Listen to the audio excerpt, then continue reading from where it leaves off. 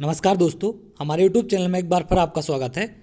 आज मैं आपके लिए मैथ का एक बहुत ही इंपॉर्टेंट टॉपिक लेकर आया हूँ, अभाज्य गुणनखंडों की संख्या निकालना, जो कि C TET, MP TET, REET, S TET, जो भी टीचर एलिजिबिलिटी टेस्ट होते हैं इन सब के लिए बहुत ही इंपॉर्टेंट हैं। वो सभी में इससे क्वेश्चन पूछे जाते हैं। तो आज हम सीखेंगे कि कैसे हम किसी भी अभाज्य संख्याओं के गुणनखंडों को निकालेंगे। तो चलिए स्टार्ट करते हैं। सबसे पहले तो है कि 72 में कुल अभाज्य गुणनखंडों की संख्या ज्ञात करो। तो पहले आप थोड़ी बेसिक सी जानकारी जान लें कि अभाज्य गुणनखंड, तो पहले तो हमें पता क्या होना चाहिए कि अभाज्य क्या होती हैं। तो अभाज्य संख्याएं क्या होती हैं, ये लगभग सभी को पता होगा। अभाज्य संख्याएं क्या होती हैं, जिनमें एक का और स्वयं का भाग जाए। कितने का? एक का और स्वयं का भाग जाए। जैसे मैं बात करूं दो की, तो दो में एक का भाग जाता है और दो का, मतलब एक का और स्वयं का। तो दो क्या है? आपकी अभाज्य संख्या है।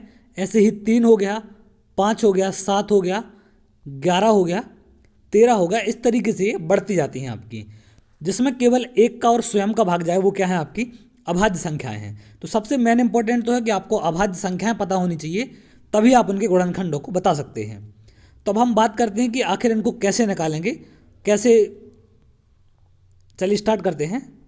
तो सबसे पहले हमसे क्वेश्चन पूछ रहा है कि 72 के अभाज्य गुणनखंडों की संख्या।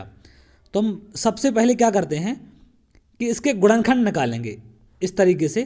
तो 2 से भाग करेंगे तो 36 बार जाएगा, 2 से करेंगे तो 18 बार, 2 से करेंगे तो 9 बार, और 3 से करेंगे तो 3 बार, और लास्ट में 3 से करेंगे तो 1 बार।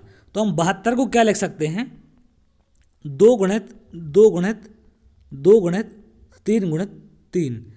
या आप ये देख पा रहे हैं जो यहाँ पर, तो ये सारी संख्याएं ही क्या होती हैं? आपकी अभाज्य गुणनखंड होते हैं। तो यहाँ से बता सकते हैं आपकी कितनी है संख्या सारी? ये 5 हैं, 3 2 हैं और 2 3 हैं।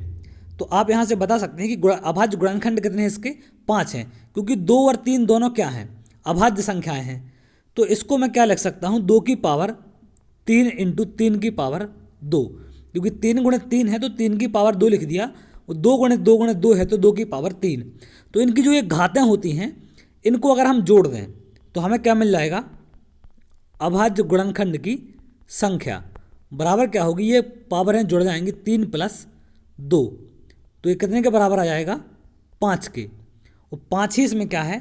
अभाज्य गुणनखंड होंगे आपके। क्लियर है? तो आपको सबसे पहला काम क्या करना है? इनके गुणनखंड निकाल ले हैं, और सभी में लगभग आप अभाज्य संख्याओं का भाग करेंगे उनमें। तो जो भी अभाज्य संख्याएं जितनी भी होंगी वो सारी क्या होंगी? उसके अभाज्य गुणनखंड होंगे। जैसे यहाँ पर हमने 2 से भाग किया तो 3 बार 2 से भाग गया और 2 बार 3 से भाग गया। तो अभाज्य गुणनखंड कुल कितने हैं? 2 है। 2 कितने हैं आपके? 3, और 3 कितने हैं आपके? 2 हैं। तो टोटल कितने हो गए? 5, और 5 ही इसका आंसर है। तो या तो हम इस तरीके से इसको पावर में लिख लेंगे, क्योंकि जब आगे चल के पावर वाले क्वेश्चन आएंगे तो इसको आप आसानी से सॉल्व कर पाएंगे। अब चलिए आगे बढ़ते हैं। 1200 में कुल अभाज्य गुणनखंडों की संख्या ज्ञात करो। तो देखिए ऐसी संख्याएं होती हैं, तो अब 1200 को इस तरीके से सॉल्व करना तो बड़ा मुश्किल होगा, क्योंकि हम 2 से सॉल्व करेंगे पहले तो बहुत लंबा टाइम लगेगा। तो हम करेंगे क्या? इसको तोड़ना स्टार्ट करेंगे। कैसे? जैसे 1200 है तो 1200 को मैं क्या लिख सकता हूँ? 12 गुणित 100। तो यहाँ से थोड़ी आसानी होगी आपको। और 12 को मैं क्या लिख सकता हूँ? 2 गुणित 2 गुणित 3। और 100 को मैं क्या लिख सकता हूँ? 4 गुणित 25। क्लियर है? ऐसे लिख सकते हैं हम। अब इसको इतना 2 गुणित 2 गुणित 3, तो इसको हम लिख ही सकते हैं 12 को। ये किसको लिखा हमने? 12 को। इंटू 4 को हम क्या लिख सकते हैं? 2 गुणित 2। इंटू 25 को क्या लिख सकते हैं? 5 गुणित 5। तो ये सब हमने क्या तोड़ दिया? इनको अभाज्य गुणनखंडों में तोड़ दिया है। क्लियर है? तो 2 कितने हैं इसमें? 2 ये हैं और 2 ये हैं। तो 2 की पावर क्या लिख देंगे? 4। इंटू 3 कितने हैं? सिर्फ 1 है तो 3 की पावर 1। इंटू 5 कितने हैं? 2 है तो 5 की पावर 2। और जो इनकी घातें होती हैं, सबकी घातें हैं, मैं थोड़ा सा ऊपर कर ले रहा हूँ इसको। जो ये घातें हैं इन सबको जोड़ के ही हम क्या बोल देते हैं? अभाज्य गुणनखंडों की संख्या। 4 प्लस 1 प्लस 2। तो अभाज्य गुणनखंड कितने होंगे? 4 और 1 5 और 2 7। तो इसके अभाज्य गुणनखंड कितने मिलेंगे आपको? 7 मिलेंगे। तो ये है तरीका हमें अभाज्य गुणनखंड किसी भी संख्या को निकालने का। तो आप भाग विधि से ना करके इस तरीके से इसको तोड़ेंगे तो शायद ज़्यादा आसानी होगी। क्लियर है? चलिए और आगे बढ़ते हैं। तो ये तो है हमारे नॉर्मल संख्याओं को कि हम कैसे निकालेंगे। जैसे कोई भी आपको संख्या दे दे 42 का बोले, तो 42 के आप सिंपली निकाल सकते हैं कि पहले 42 को आप क्या लिख सकते हैं, या डायरेक्ट तोड़ना चाहें तो 2 गुणित 21, 21 को क्या लिख सकते हैं 2 गुणित 3 गुणित 7। तो तीनों क्या हैं, ये अभाज्य संख्याएं हैं, तो अभाज्य गुणनखंड भी कितने होंगे, तीनों की पावर 1 1 है, या तीनों को गिन के बता सकते हैं आप कितने होंगे, 3 होंगे आपके। क्लियर है। अब चलिए आगे बढ़ते हैं। अब क्वेश्चन ऐसा आए कि पावर लगी हो 80 की पावर 10 है, तो इसमें पूछ रहा है आपसे कुल अभाज्य गुणनखंडों की संख्या कितनी है। तो यहाँ से आपको एक दो चीज़ें जाननी हैं जो कि मैथ में आपने पढ़ी होंगी शायद, सर्ड इंडाइसेस में, घातांक करणी में, कि अगर कंडीशन ऐसी होती है जैसे a की पावर m है और इसकी पावर n है, तो हमेशा क्या होता है, घात पे घात हो तो वो गुणा हो जाती है, पावर की पावर क्या होती है, मल्टीप्लाई हो जाती है। तो हम इसको इस तरीके से लिख सकते हैं। एक रूल आपको ये याद रखना है, और दूसरा रूल, अगर a इंटू बी इसकी पावर m है तो हम इसको अलग अलग करके भी लिख सकते हैं। कैसे, a की पावर m इंटू बी की पावर m। एक रूल ये याद रखेंगे आप। इसके अलावा तीसरा रूल आपको क्या रखना है कि जब आधार समान हो तो गुणा में घातें क्या होती हैं, जुड़ती हैं। जैसे a की पावर m इंटू a की पावर n है, तो ये आधार देखें, इनके बेस क्या है, दोनों का सेम है, तो पावर क्या होती है, a की पावर m प्लस n हमेशा जुड़ जाती है। तो इन बातों को आपको ध्यान रखना है, इसी आधार पर हम इन क्वेश्चन को सॉल्व करेंगे। क्लियर है। तो चलिए पहले क्वेश्चन पर आते हैं हम। 80 की पावर कितना है, 10 है। तो 80 की पावर 10 है, तो हमें क्या करना है, इनको अभाज्य गुणनखंडों में तोड़ना है। तो 10 तो पावर है, तो पावर को तो आप डिस्टर्ब नहीं करेंगे, लेकिन हम 80 को कैसे तोड़ेंगे, इसको हम क्या लिख देंगे, 4 गुणित 20 की पावर 10। क्लियर है। आप जैसे भी चाहें 8 गुणित 10 की पावर 10 कर सकते हैं, 4 गुणित 20 की पावर 10 कर सकते हैं, जो भी आपको सही लगे। तो 4 गुणित 20 की पावर 10 कर दिया। अब 4 को मैं क्या कर सकता हूँ, 2 गुणित 2, और 20 को मैं क्या लिख सकता हूँ, 2 गुणित 2 गुणित 5। इसकी पावर क्या है, 10 है। तो मैंने अभी आपको एक रूल बताया कि अगर पावर, जैसे आप क्या करते हैं, यहाँ पावर क्या है, इनकी पावर क्या लगी है, जैसे a की पावर m है इंटू b की पावर m है, तो इसको हम क्या लिख सकते हैं, a b की पावर m। ऐसा करके हम इसको लिख सकते हैं। तो अगर ऐसा लिखा है तो इसको हम कैसे कर सकते हैं, अलग अलग करके लिख सकते हैं। ये रूल आप सर्ड और इंडाइसेस में पढ़ेंगे। तो चलिए मैं इसको अब आगे सॉल्व करता हूँ। इस रूल को याद रखना कि अगर ये पावर जैसे होल पावर लगी है तो इसको हम अलग अलग करके लिख सकते हैं। कैसे, 2 की पावर 10 इंटू 2 की पावर 10 इंटू 2 की पावर 10 इंटू 2 की पावर 10 इंटू 5 की पावर 10। इस तरीके से आप लिख सकते हैं। या तो आप इसको क्या लिख देते, 2 की पावर 4 गुणित 5 की पावर 10, तो यहाँ से भी क्या आता, 2 की पावर 40 हो जाता इंटू 5 की पावर 10। तो क्या करना पड़ता, हमें सिर्फ इनको जोड़ना पड़ता, तो ये कितना आ जाता, 50। अब यहाँ पर देखें आप, इन सब पावर को क्या करेंगे, आप जोड़ देंगे। ये जो पावर है आपकी, इन सबको क्या करना, आपको जोड़ देना है। तो अभाज्य गुणनखंड कितने मिलेंगे इसमें, 10 प्लस 10 प्लस 10 प्लस 10 प्लस 10 बराबर आ जाएगा आपका 50। तो ये तरीका भी आप इस तरीके से भी करेंगे तो भी आपको 50 मिलेगा। तो आप जैसे भी इसको तोड़ना चाहें, आंसर आपका 50 आना चाहिए, क्योंकि लास्ट में हमें तोड़ना किस में है, अभाज्य गुणनखंडों में। तो ये अभाज्य गुणनखंड होने चाहिए, इसको आप याद रखेंगे। क्लियर है। तो इस तरीके से अगर और मैं एक क्वेश्चन दे दूं आपको, क्वेश्चन ऐसा हो 15 की पावर 25, तो इसमें अभाज्य गुणनखंडों की संख्या क्या होगी आपकी, अभाज्य गुणनखंडों की संख्या बतानी है आपको, क्या होगी। तो हम 15 को क्या करेंगे, इसको तोड़ेंगे कैसे, 3 गुणित 5 की पावर 25 में। अगर ऐसा लिख सकते हैं, जैसे आपको लिखा है a b की पावर m होता है, तो उसको हम क्या लिख सकते हैं, a की पावर m इंटू बी की पावर m। क्लियर है। कोई फर्क नहीं पड़ता, आंसर वही आएगा। तो यहाँ पर भी हम क्या कर सकते हैं, 3 गुणित 5 की पावर 15 है, तो 25 है, तो 3 की पावर 25 और 5 की पावर भी 25 लिख सकते हैं। तो इसके अभाज्य गुणनखंड क्या होंगे, हम इनकी घातों को जोड़ के लिख देते हैं, क्योंकि 3 का भाग 25 बार देना पड़ेगा और 5 का भाग 25 बार देना पड़ेगा। तो वैसा दे तो नहीं सकते मतलब लंबा भाग, लेकिन हम पावर से क्या कर सकते हैं, इनको पता कर सकते हैं। तो 25 प्लस 25 यहाँ पर क्या होंगे, आपकी 50 अभाज्य गुणनखंड होंगे। क्लियर है। कितने होंगे, 50 आपके अभाज्य गुणनखंड होंगे। तो पावर की पावर को आप ऐसे तोड़ेंगे। आगे बढ़ते हैं। अब ऐसा क्वेश्चन मिले आपको थोड़ी सी पावर ज़्यादा कर दे, तो 18 की पावर 10 इंटू 10, 15 की पावर 20 इंटू 12 की पावर 5 है।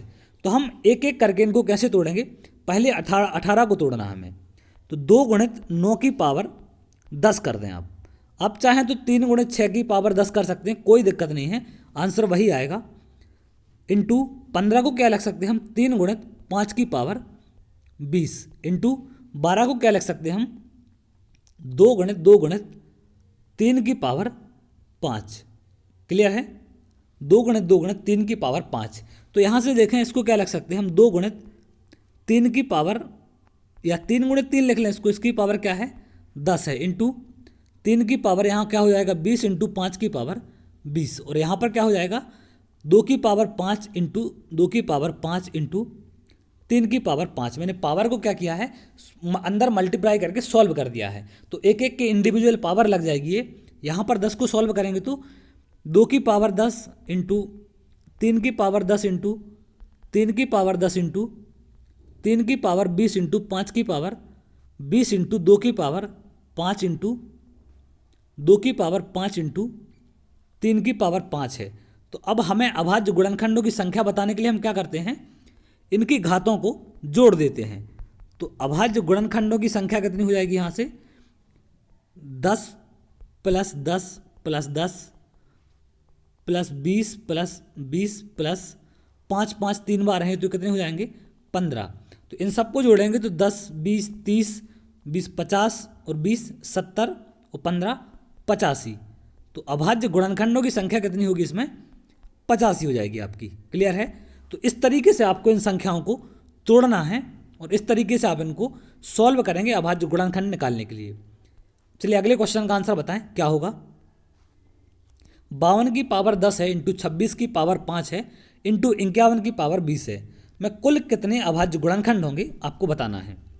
तो 52 को क्या करना पड़ेगा, आपको तोड़ना पड़ेगा। आप कैसे तोड़ेंगे 52 को, 26 का गुणा होता है, या 2 गुणित 26 की पावर क्या लिख सकते हैं आप 10 इंटू 26 है तो इसको क्या लिख सकते हैं 2 गुणित 13 की पावर 5 इंटू 51 है, तो ये 3 का भाग इसमें चला जाता है, तो 3 गुणित हम 17 लिख देंगे 51 को, क्योंकि हमें अभाज्य गुणनखंडों में लिखना है इसको जैसे भी करके।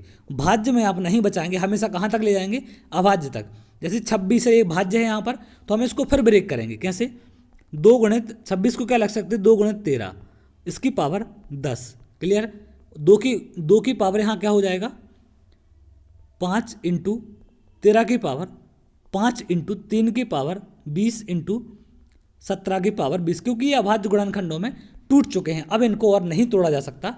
अब यहाँ पर भी देखें आप तो 2 की पावर 10 इंटू 2 की पावर 10 इंटू 13 की पावर 10 इंटू 2 की पावर 5 इंटू 13 की पावर 5 इंटू 3 की पावर 20 इंटू 17 की पावर 20।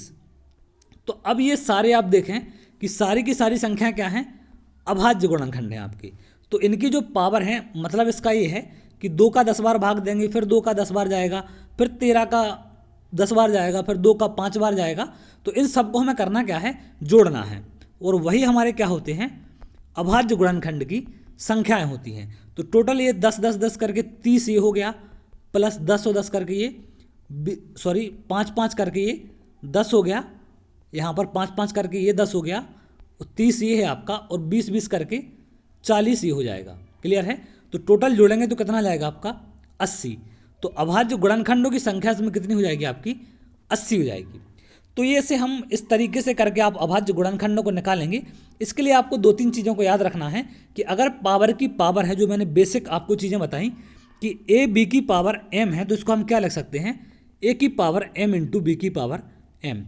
इस रूल को आप याद रखेंगे, ये बहुत ही ज़्यादा इंपॉर्टेंट है। क्लियर है, और अगर जैसे ऐसा लिखा है a गुणित a, तो आप जानते हैं कि इसको हम क्या लिख सकते हैं a की पावर 3, जितने बार गुणा होता है उतने बार हम उसको पावर लगा सकते हैं। तो जैसे 2 गुणित करके ऐसा लिखा हुआ है, तो इसको हम क्या लिख सकते हैं 2 की पावर 4।